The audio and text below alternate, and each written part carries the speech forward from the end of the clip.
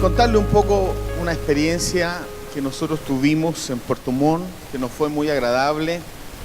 Después de lo que yo les he contado, alguien podría decir: ustedes están haciendo lo que hay que hacer, como nos los han dicho varios. Alguien podría decirnos: le están dando justo en el blanco, sin lugar a dudas Dios está con ustedes. Y si bien es cierto, pensamos que Dios nos ha bendecido, y como bien dijo mi esposa, la iglesia se ha transformado en una comunidad generosa que se comprometió con la compasión. Y compasión se define como hacerse cargo de la necesidad de otra persona. Entonces nos hemos hecho cargo de satisfacer una necesidad, y por eso que la comunidad ha tenido una conexión con el dar y nos ha permitido hacer todo lo que hacemos. Y podríamos decir que sin lugar a dudas estamos haciendo algo que está en el corazón de Dios, porque sí lo creo que está en el corazón de Dios. Podemos decir que estamos en el centro perfecto de su voluntad también. Yo creo que estamos haciendo lo que Dios quiere que hagamos en Puerto Montt. Sin embargo,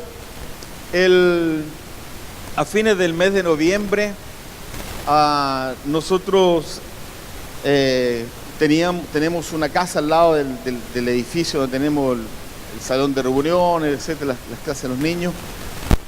Y teníamos una persona que su tarea era un poco cuidar el edificio.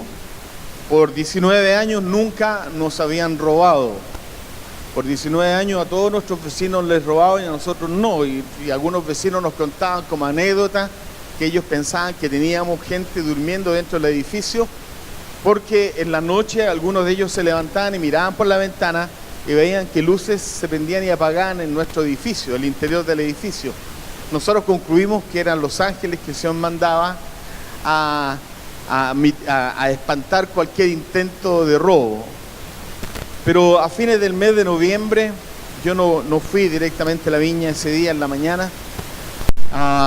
Me llama la persona que está cuidando el edificio, que vivía al costado. Me dice: pastor, algo pasa, hay un vidrio quebrado. Y él me fue relatando todo mientras fue metiéndose a nuestro edificio. Me dijo: pastor, esto está quebrado. Pastor, esto es un chico venezolano, así que le ponía su color ahí.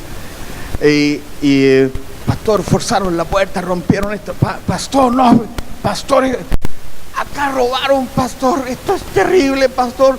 Yo le dije: ya, tranquilo nomás. Y si hay alguien adentro, pasa nomás, no va a pasar nada, tranquilo. Y él ingresó. Pastor, la sala de multimedia donde tenemos los equipos, hay un desorden, todo está en el suelo, los vidrios están quebrados, las puertas, porque si hay algo que tengo son un llavero con llave. Todas las puertas tienen 2 o 3 chapas, todas las puertas están rotas, quebradas.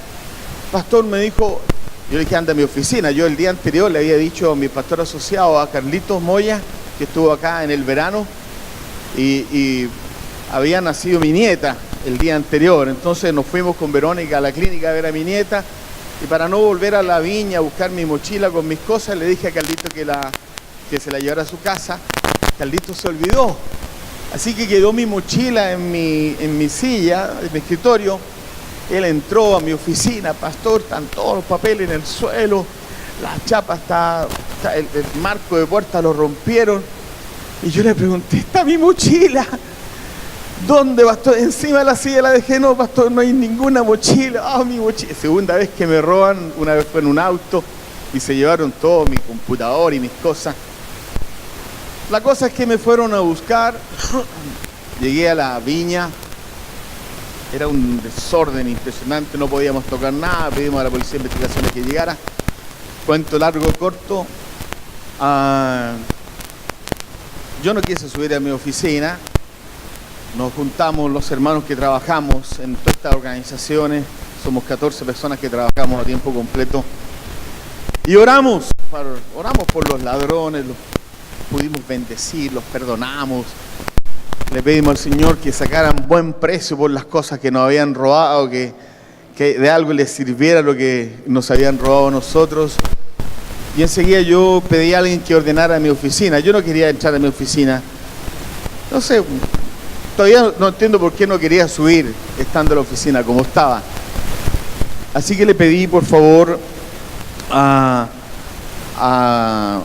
Tiare con Carlos que fueran y me ordenaran la oficina. Yo subí muy triste en realidad porque que te irrumpan, te rompan todo, te roben, no era fácil. El robo en total fueron alrededor de 9 millones de pesos entre equipos, computadores y un montón de cosas. Entonces, me senté en mi escritorio y Señor, le dije, tú tienes que darme una palabra para entender por qué nos entraron a robar. Yo necesito escuchar tu voz porque no entiendo por qué nos robaron. No entiendo porque si estamos haciendo lo correcto y estamos... Alguien puede pensar el pensamiento contrario, porque están haciendo algo bueno, el diablo se levantó para poder quitarles el gozo. Y parte de eso es verdad. Así que me senté en mi escritorio y comencé a preguntarle, Señor, ¿qué es lo que nos quieres decir con esto? ¿Hacia dónde va tu enseñanza, Señor? ¿Cuál es el resultado de esto? ¿Cómo debemos nosotros abrazar esta situación? Y mi abuelita ariqueña, mi abuelo ariqueño, mi bisabuelo veterano de la guerra del 79, y ella pentecostal, me enseñó a preguntarle a Dios algo específico bajo ciertas circunstancias. Y me dijo, la mejor forma de escuchar la voz de Dios es cierra tus ojos, pone tu mano en tu Biblia, ábrela donde caiga tu dedo, es lo que Dios te quiere decir. Así que yo cerré mis ojos, tomé mi Biblia y le dije, Señor, lo que lea, que sea la respuesta de tu corazón a mi corazón respecto de esta situación. Así que mi dedo cayó en 2 de Crónicas, capítulo 29. Y el texto decía de la siguiente manera: Levitas, escúchenme, purifíquense ustedes y purifiquen también el templo del Señor, Dios de sus antepasados, y saquen las cosas profanas que hay en el santuario. Es un hecho que nuestros antepasados se rebelaron e hicieron lo que ofende al Señor nuestro Dios y que lo abandonaron. Es también un hecho que le dieron la espalda al Señor y que despreciaron el lugar donde Él habita. Asimismo, cerraron las puertas del atrio, apagaron las lámparas y dejaron de quemar incienso y de ofrecer holocaustos en el santuario al Dios de Israel. Por eso la ira del Señor cayó sobre Judá y Jerusalén y los convirtió en objetos de horror, de desolación y de burla, tal como ustedes pueden verlo ahora con sus propios ojos. Por eso nuestros antepasados murieron a filo de espada y nuestros hijos, nuestras hijas y nuestras mujeres fueron llevadas al cautiverio. Y enseguida termina diciendo el rey: yo me propongo ahora hacer un pacto con el Señor Dios de Israel para que retire de nosotros su ardiente ira. Así que, hijos míos, no sean negligentes, pues el Señor los ha escogido a ustedes para que estén en su presencia y le sirvan y sean sus ministros y le quemen incienso. Ezequías fue uno de los reyes más connotados dentro de varios en la historia de la nación de Israel. Cuando comenzamos a leer en Ezequías capítulo 29, dice que Ezequías hizo lo correcto delante de los ojos del Señor. Dice que él siguió el fiel ejemplo de David, el rey David. Y lo primero que hizo Ezequías cuando él asume el reinado, lo primero que hace Ezequías es ir y restaurar las puertas del templo. Lo primero que hace Ezequías es arreglar y abrir las puertas del templo porque estaban cerradas. Porque la nación ya se había alejado de Dios. Y alguien puede decir: pastor, pero esto es todo lo contrario de lo que tú estás haciendo en Puerto Montt. Y la respuesta para eso es que el pueblo de Israel por 40 años comió pan todos los días, tomó agua todos los días, su vestido no se envejeció por 40 años, sus sandalias no se envejecieron por 40 años, fueron protegidos del sol con una nube por 40 años para que no se acaloraran mucho. Había una nube de fuego que les calentaba la noche para que pudiesen dormir calientitos, pero por 40 años vieron la obra de Dios, pero no conocieron sus caminos. Por eso dice la palabra que juró Dios que no entrarían en mi reposo. ¿Y por qué les menciono esto? Porque estamos haciendo las cosas aparentemente bien, estoy reconociendo perfectamente la voz de Dios para saber corregir mis caminos. Alguno de nosotros puede decir, yo no diezmo y me va bien igual. Yo no diezmo y Dios me bendice igual. El pastor me decía que cuando dejara de diezmar me iba mal, pero me va bien igual. No voy a la iglesia porque no necesito ir y Dios me bendice igual. Miren, todos los días ellos comieron pan, todos los días tomaron agua, todos los días fueron protegidos, todos los días, pero no entraron en el reposo, porque no reconocieron sus caminos. Y cuando esto ocurre con nosotros, yo entré en un tiempo de querer escuchar la voz de Dios. Entré en un tiempo de querer sumergirme mucho más de lo que hacíamos. Nosotros valoramos la adoración. Yo creo que Guillermo fue una inspiración para nosotros. El buscar a Dios en la intimidad con Dios. El amar a Dios con todo el corazón. El extender misericordia al prójimo, pero honrarlo. Responder al amor de Dios con una adoración genuina.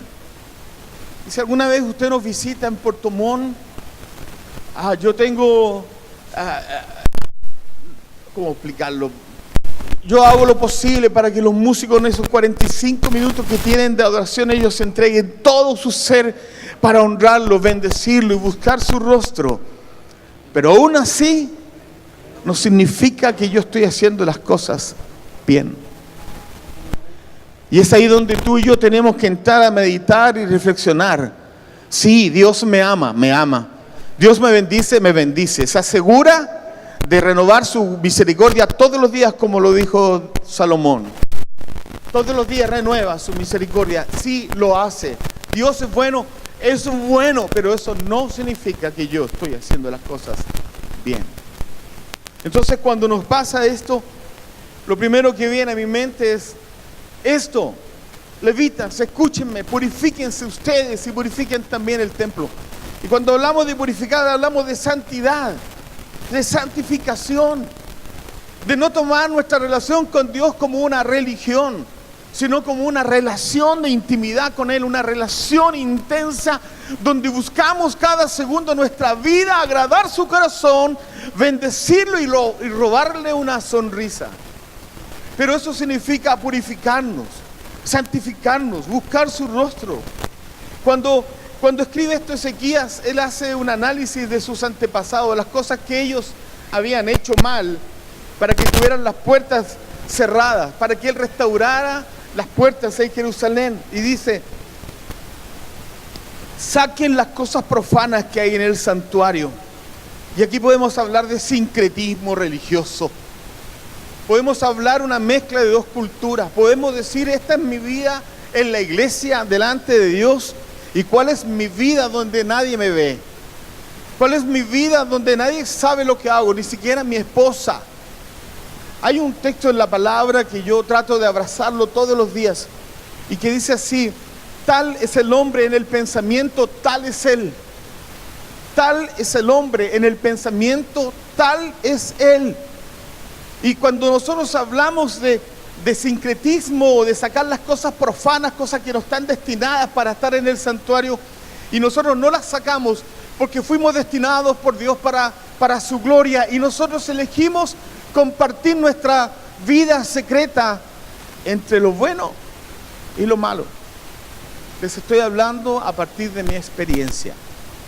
Si esto tiene sentido para ti, amén, gloria a Dios. Dios nos está hablando a todos.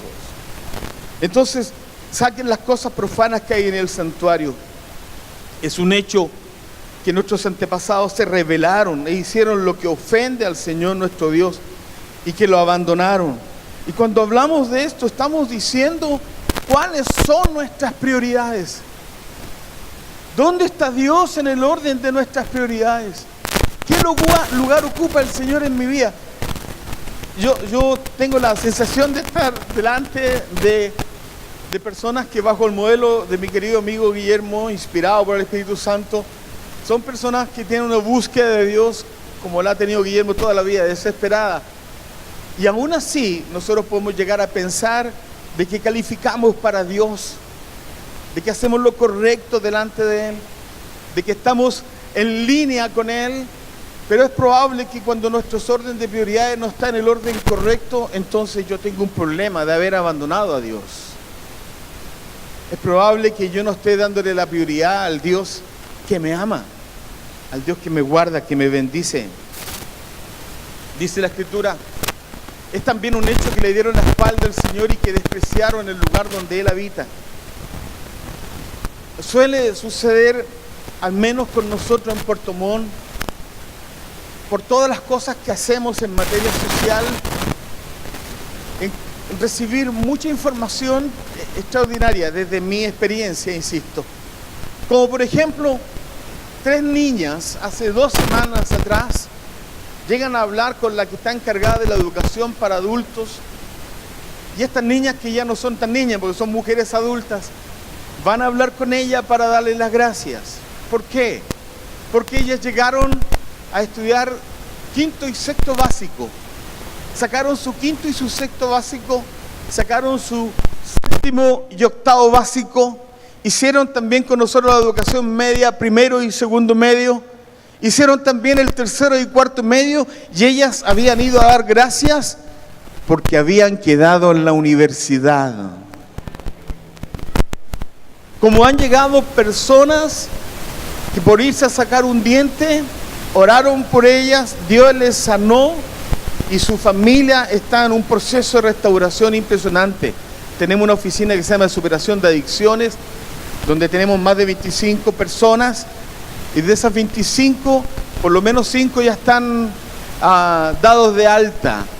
Entonces de repente en Puerto Montt nos encontramos haciendo muchas cosas que nos podrían hacernos sentir orgullosos.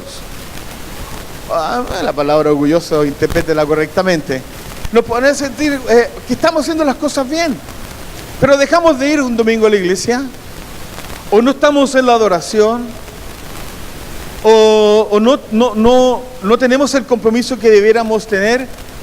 Entonces un día yo, enojado con ellos, le dije: Señor, dame una palabra para poder entender a mis hermanos. Y el Señor me dio una palabra, que fue una expresión que tuvo Salomón. Ustedes saben quién fue Salomón, ¿no es cierto? El rey más próspero en la historia. Y lo que yo leí en ese texto bíblico es que los israelitas pateaban el oro como si fueran piedras.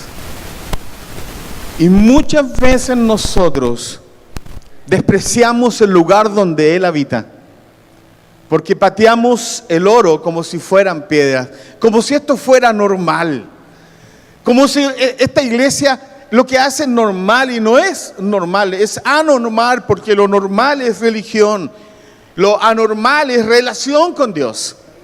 Como si esto que ocurre aquí en la comunidad cristiana de Arica debe ocurrir. No, no debe ocurrir. ¿Sabe por qué? Porque si no tiene el pastor y la pastora como los tiene usted, no quiero tirarle flores a mi amigo, pero yo me saco el sombrero delante de él. Yo no tengo tanta capacidad para hacer las cosas que él hace, pero saben, es oro lo que hay acá, oro. El buscar la presencia de Dios, el adorar a Dios, el tener un tiempo para expresar nuestro corazón, el tener un tiempo para vaciar nuestros pulmones y adorarles, es oro puro. Pero nosotros lo pateamos como si fuera piedra. Esto debe ser así. Entonces, para mí fue una reflexión, y esto fue lo que a mí me marcó mi corazón. Cuando Ezequías hace el análisis del pueblo y mira hacia sus antepasados, dice que ellos cerraron las puertas del atrio, apagaron las lámparas y dejaron de quemar incienso y de ofrecer holocaustos en el santuario al Dios de Israel. Cuando hablamos cerraron las puertas del atrio, cerraron las puertas de su corazón. Ellos cerraron la iglesia. Ellos dijeron no más Dios. Ellos dijeron no queremos más de Dios. Déjenos vivir a nuestra pinta. No quiero escuchar más de Dios. Cerraron las puertas del atrio. El lugar de la presencia, el lugar donde el pueblo se encontraba con la presencia de Dios. Ellos cerraron las puertas del atrio y apagaron las lámparas. Es decir, no más lectura de la palabra. No había más palabra dentro de la nación. Se cerró la Biblia. No más vida devocional con Dios. No más tiempo con Dios. No más guardar tiempos con Él. No más lectura de la palabra. No indagar en la Escritura, en lo que Dios dice. Era no sumergirse en lo que Dios estaba hablando. Ellos apagaron las lámparas. Y más adelante dice, y dejaron de quemar incienso. Y esto es símbolo de adoración. Dejaron de adorar. Cuando tenemos nuestros tiempos de adoración, en Puerto Montt, yo mando un par de policías para que todos estén en medio de la adoración. Hay dos cosas desde mi experiencia personal que son esenciales en la vida de una iglesia.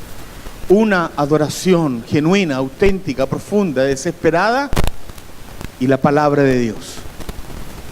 Ellos habían dejado de quemar incienso. Y yo me pregunto esta tarde, ¿cuántos de nosotros hemos dejado de quemar incienso? De adorar con desespero, de buscar su rostro con desespero. ¿Cuántos de nosotros no le hemos dado a la adoración a este tiempo de 45 minutos? No hemos valorado el trabajo de estos músicos, de venir, de ensayar, de preocuparse del sonido, de las luces, de que todo salga perfecto, porque son 45 minutos donde quemamos incienso. Ellos habían dejado de quemar incienso. Y dice, y de ofrecer holocausto. ¿Sabe? Cuando tú cierras las puertas de tu corazón, dejas de leer la palabra, y cuando dejas de leer la palabra, dejas de adorar, y cuando dejas de adorar, dejas de ofrecer holocausto en el santuario de Dios, ya no sirves. No corremos la milla extra. No vamos por el que está necesitado. No asumo mi responsabilidad con Dios. Dejo de hacer lo que tengo que hacer. El llamado del pastor de servir a que otro lo haga.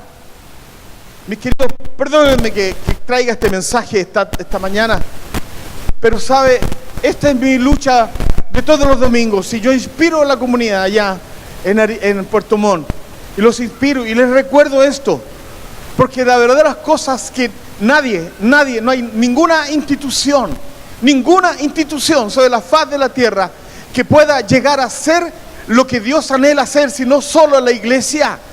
Dios no se va a saltar el protocolo. Nosotros somos la iglesia, somos el cuerpo de Cristo, somos la única expresión genuina y real del reino de Dios aquí en la tierra.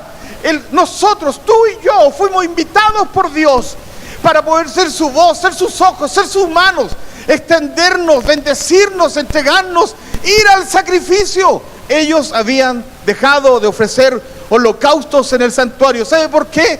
Porque cerraron las puertas del atrio, porque apagaron las lámparas, porque dejaron de quemar incienso. Por eso se bajaron de la cruz. Se bajaron de la cruz.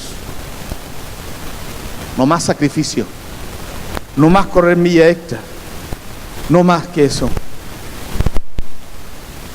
Como un resumen, le dieron la espalda al Señor, olvidando todos sus beneficios. Despreciaron el lugar donde Él habita, menospreciamos lo que ha hecho en medio de nosotros. Cerraron las puertas del atrio, cerraron las puertas de nuestro corazón, apagaron las lámparas, no más búsqueda de la lectura de su palabra. Dejaron de quemar incienso, dejamos de adorar con urgencia y clamor, dejaron de ofrecer holocaustos, no estuvieron dispuestos a hacer un sacrificio vivo para el Señor. ¿Sabe? Ezequiel trajo una profunda reforma a la nación. Ezequías trajo una profunda reforma a la nación. Y yo creo que nosotros debemos vivir en la segunda reforma de nuestra nación. Hubo una primera reforma con Martin Lutero, perdón. Pero hay una segunda reforma, la iglesia de hoy, en estos tiempos. Voy a ir más rápido que me quedan 8 minutos.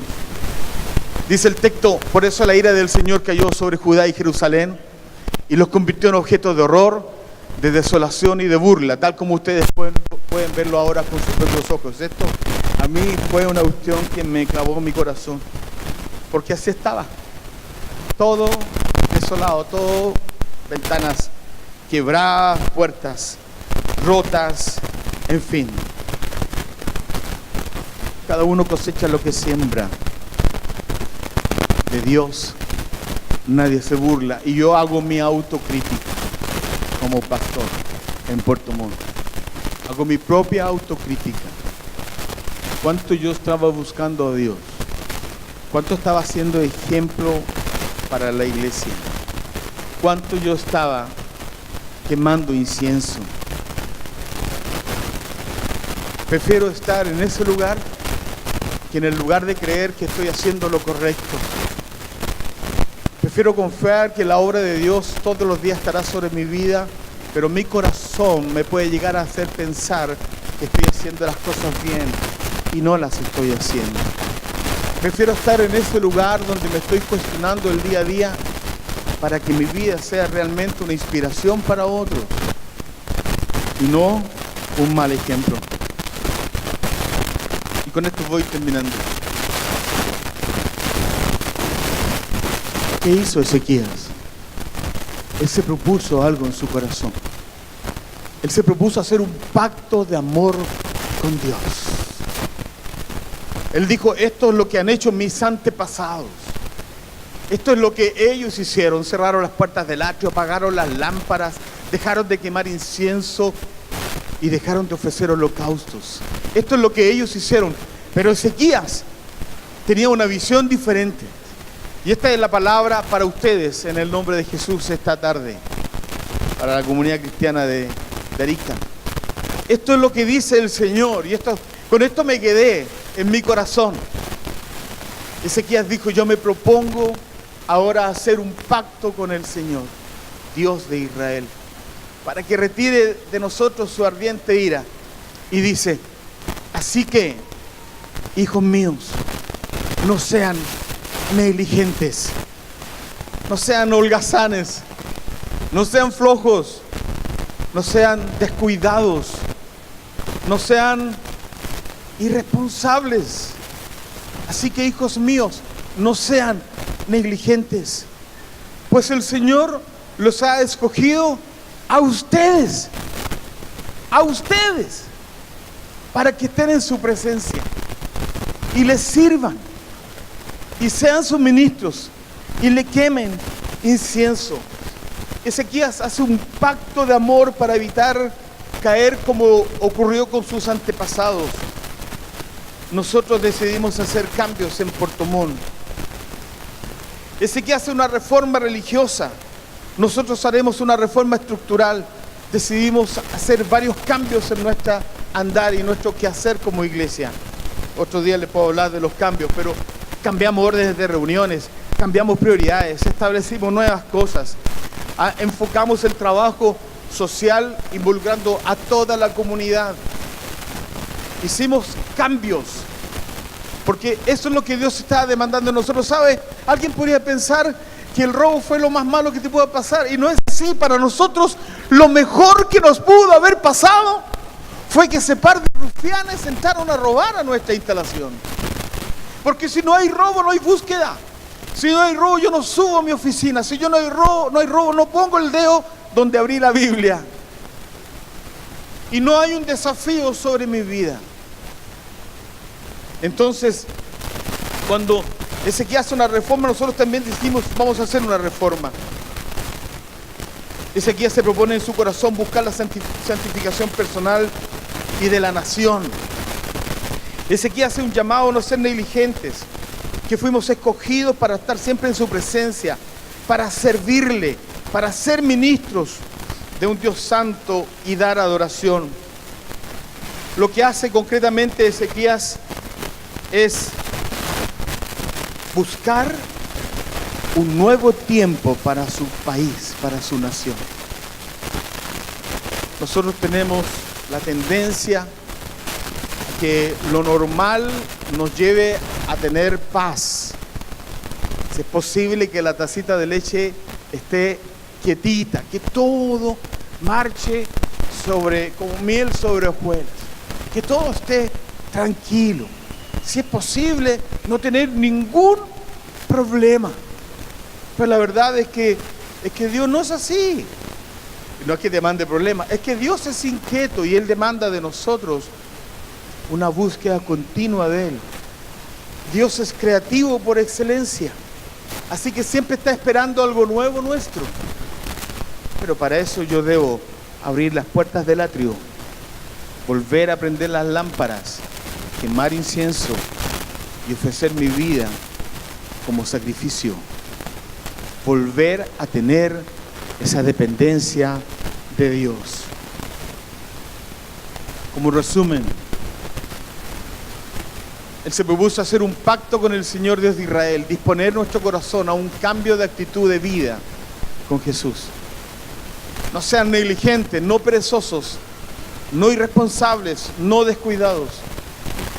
El Señor los ha escogido a ustedes para que estén en su presencia, vivir en esa realidad del reino de Dios que Él nos escogió, y les sirvan, invitados por Dios para servir en su casa, y sean sus ministros, invitados por Dios para ministrar o bendecir a otros en su casa, y le quemen incienso, invitados por Dios para participar con Él en su presencia mediante nuestra adoración. Termino con este texto. Así que, hijos, conmigo no sean negligentes, pues el Señor los ha escogido a ustedes para que estén en su presencia y les sirvan, y sean sus ministros y le quemen incienso. Nuestro gran problema, mis queridos, es nuestro corazón. Todos conocemos el texto bíblico que dice: engañoso el corazón, más que todas las cosas, es perverso, ¿quién lo conocerá? En nuestro corazón. Así que después de esta palabra, y no me voy a extender más que esto, el último texto, después de esta palabra que recibimos para hacer un cambio estructural en nuestra vida de iglesia en Puerto Montt, yo siempre a finales de año trato de traer de parte del Señor una palabra que marque la ruta del año siguiente. Yo me imagino que acá me lo hace lo mismo, que es la palabra profética. No sé si lo hace bien, Vito. Vamos mal, pues. No, está bien, está bien.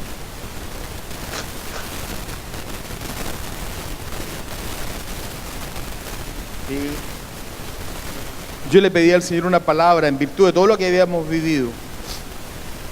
Y el Señor me entregó esta palabra que tiene que ver con nuestro corazón.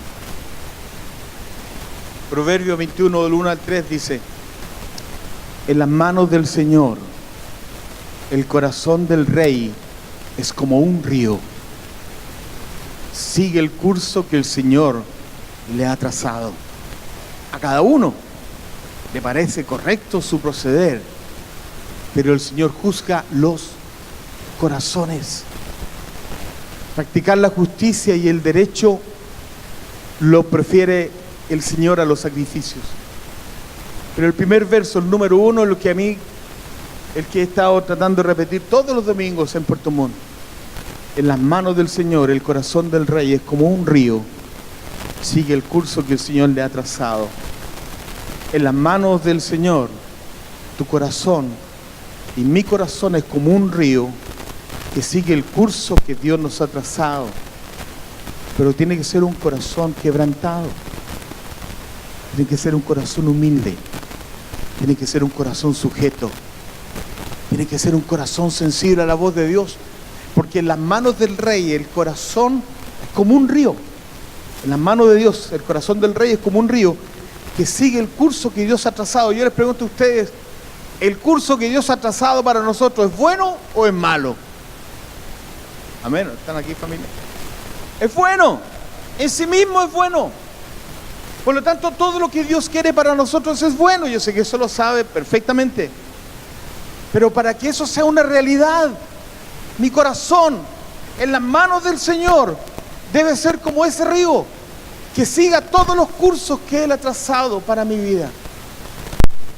Para poder bajar la señal de esta experiencia del robo, debimos entrar en varios domingos a enseñar sobre el corazón, a disponer nuestro corazón, a ser sensibles a lo que Dios quería hablarnos con esta experiencia que aparentemente fue lo más malo que nos pudo haber pasado, pero mi conclusión es que fue lo mejor que nos pudo haber pasado.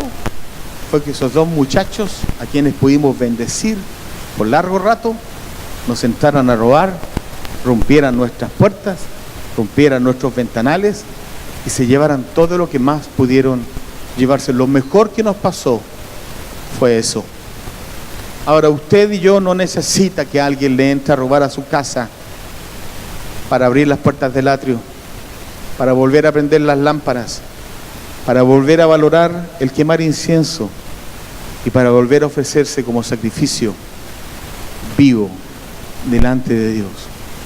A veces necesitamos otras cosas que no necesariamente son un robo. Necesitamos que Dios trate nuestra vida, nuestra familia, nuestro ser, para volver de nuevo al origen, para volver a las cosas primarias, a esas que eran tan simples, pero que nosotros lamentablemente por nuestra forma de pensar las hemos transformado más en una costumbre, en una religión, en una tradición, más que en una urgencia, más que en un anhelo del corazón. Gracias por haberme escuchado. Sí, vamos a orar. Gracias, el pastor me está diciendo. Significa, pónganse de pie, por favor, familia. Vamos a orar.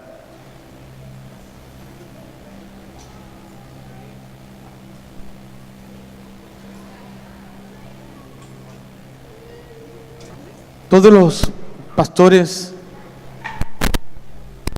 anhelamos que Dios nos bendiga y que tengamos comunidades grandes, de mucha gente. Y alguien podría pensar, pero eso es como medio carnal, como medio humano. Pues la verdad es que los pastores no se multiplican. Son las ovejas las que se multiplican. El crecimiento de la iglesia pasa por una palabra ungida y una adoración extravagante, pero pasa por el quehacer de los miembros de la comunidad. Pasa por ofrendarnos. Pasa por, Señor, cuenta conmigo. Yo sé que ahora viene un llamado. Yo no hago mucho llamado en Puerto Montt. Me gusta quedarme con la idea de que tú retomes esta palabra y no esperes que alguien te ore. Porque tú necesitas, como yo necesito, que Dios traiga a mi corazón la convicción de que tengo que hacer cambios.